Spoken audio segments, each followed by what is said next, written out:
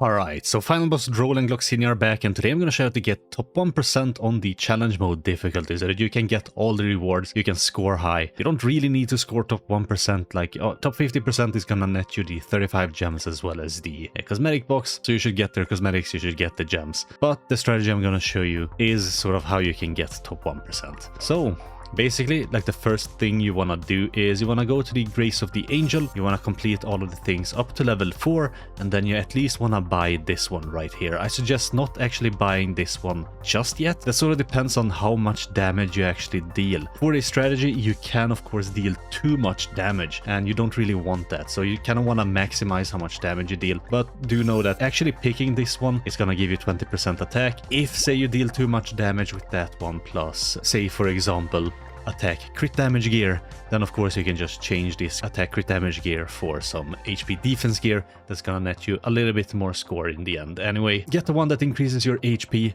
then try this out. If you're finding yourself like not dealing enough damage, then of course you can like go and get the one that increases your attack by 20%. But this is the team we are gonna use, so we're gonna use Kizuna here. She was given out for free. If you don't have Kizuna, like the top scoring teams are actually using Green Elizabeth, this one right here, because she does provide a healing. She can cleanse, that's gonna like help you with one of the missions, and she can also remove buffs, and removing buffs from the enemies actually gives you a lot of points. So that is one way you can sort of get points. Instead of using Ban here, we are of course gonna use Ban.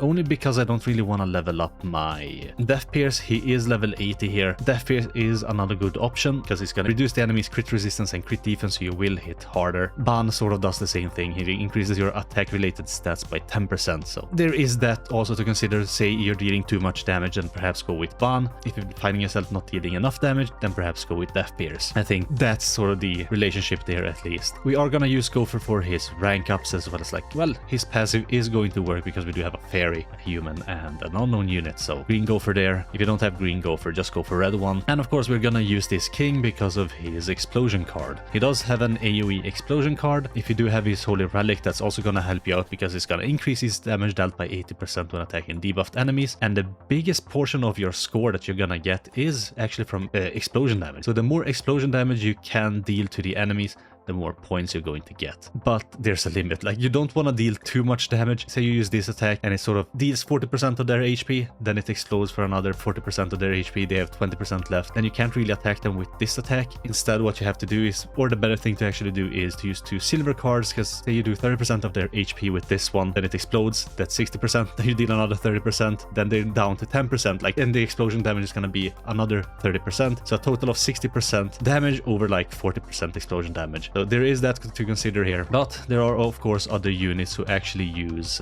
explosion damage. So for example, we can actually go here now and search. As you see, this has been changed in the latest patch, so you can go and search for explosion damage. There are of course a few units, but this Roxy right here does have an AoE explosion damage, same as King. Otherwise, perhaps you can use Hawk or this Jericho, who have like a single target explosion damage. I do believe this is the one for Jericho, and of course this one for Hawk. But this team appears to be like the best team. I'm just auto setting cards set to HP. That is what I'm doing, and I'm eating HP food. So the Oath of Combat that I'm putting here is just to clear it without using the one ultimate, just to clear it within 7 turns and clear it without using ultimate moves.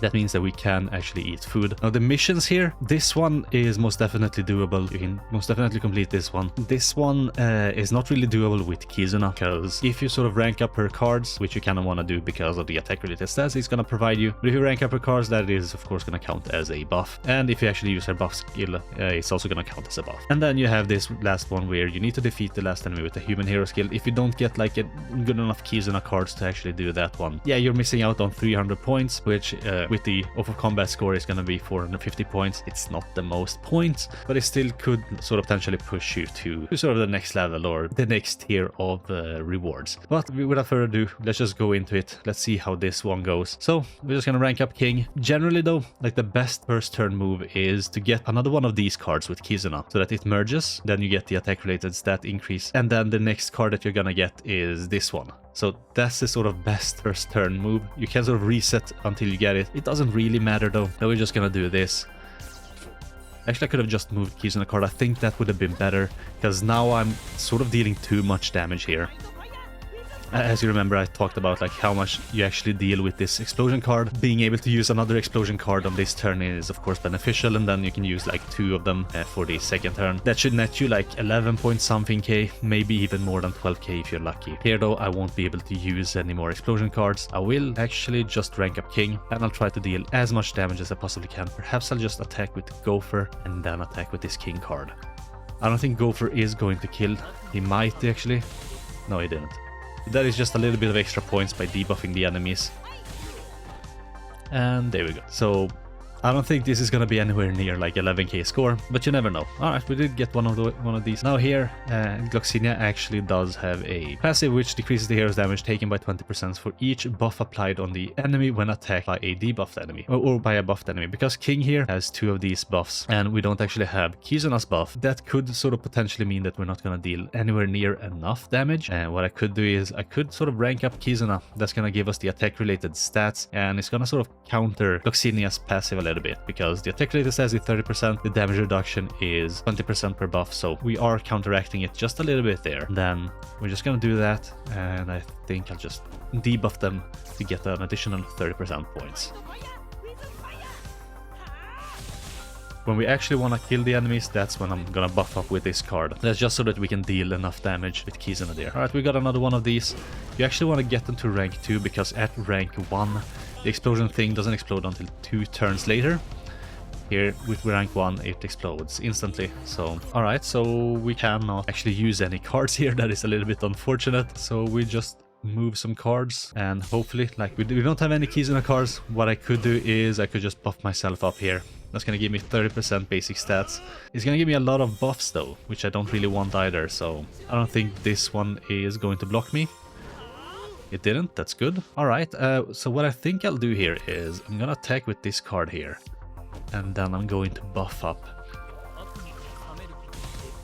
So I want to attack with the gold card there, because I'm afraid Gopher is going to die.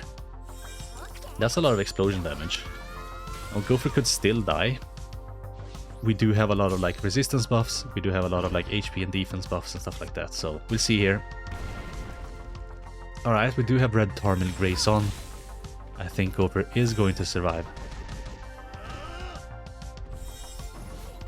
Alright, that's not bad. So, what I will do here is, I think I'll just buff up Kizuna, so we get the attack related stat increase. We're gonna use this gold card that's gonna give us an additional points, and then I think we can get another explosion thingy to get more points, but we're just gonna do this. We can't finish it off with a human hero skill because we don't have any sort of cards with Kizuna. We're gonna get a single one of these Kizuna attack cards in this run, but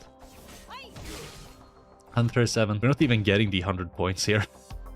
We're dealing 150k damage in one attack, but that should be fine. This should be at least 10k score, I think.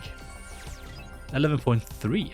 Almost 4. That's actually good. But yeah, I think that's gonna be it. Probably not gonna leave you with the recording of the 11.8k. It's basically more of the same, like me just using King explosion cards, getting a little bit of lucky. It might take you a couple of tries to actually start getting like enough of those King explosion cards to get a lot of score. But I think in the 11.8k run, I got like 5.5k score just from the explosion damage. So there is that. So, but yeah, that is the team. That is how you get top 1%. That is the tactic. Just go for the explosion damage. I'm not actually sure how you can get like 15, 14k score. You might have to stall it and then just not do this one where you need to clear it within 7 turns. Maybe so you can just stall it out and allow the enemies to heal themselves, and you just keep doing explosion damage every turn. No, it has to be something like that. But anyway, that's the guide. Hope it helped you. Thanks for watching. Hope you have a good rest of your day, and yeah, I guess I'll catch you in the next one. Bye.